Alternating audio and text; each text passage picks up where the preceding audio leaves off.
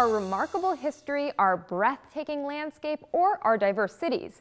But whatever it is, there's something about Ohio that inspires creativity. The Buckeye State has been the muse of many notable poets throughout the years who've used the written word to try to capture Ohio's one-of-a-kind spirit. One famous poet who seemed to frequently have Ohio on his mind was Carl Sandburg. Born in Illinois in 1878, Sandburg became one of America's most celebrated poets during his lifetime. Sandburg developed a unique form of free verse that reflected the rhythms and color of Midwestern speech. He's well known for his poems about Chicago, but the poet also captured Ohio's multifaceted scenes.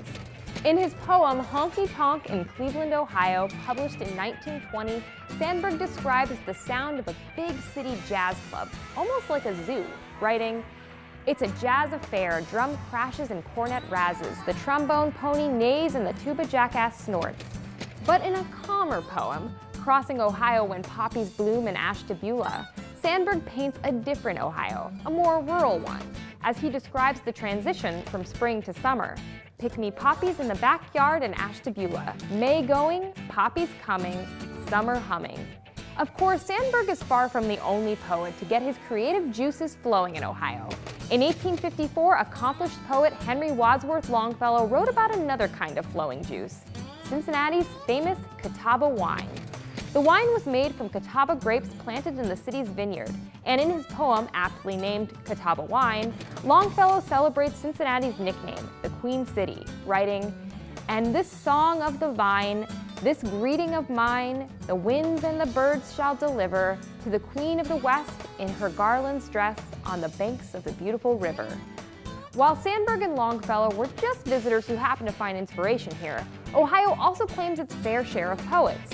Perhaps the most famous is Dayton, Ohio-born Paul Laurence Dunbar. Growing up in the 1800s, he began writing poetry as a very young child and eventually grew to become the most famous African-American poet in the country.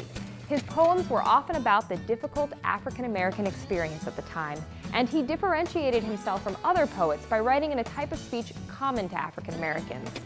Another Ohio-born poet, James Wright, frequently found inspiration in his home state. In his poem Beautiful Ohio, Wright paints a picture of his hometown, Martins Ferry, along the Ohio River, writing, 16,500 more or less people in Martins Ferry, my home, my native country, quickened the river with the speed of light, and the light caught there the solid speed of their lives. In the instant of that waterfall, I know what we call it most of the time, but I have my own song for it, and sometimes, even today, I call it beauty. The beauty Wright speaks of is found throughout the state and in different places, from a jazz club in Cleveland to a vineyard in Cincinnati. It's these diverse scenes that make Ohio such a powerful muse, even if finding the right words can be tricky.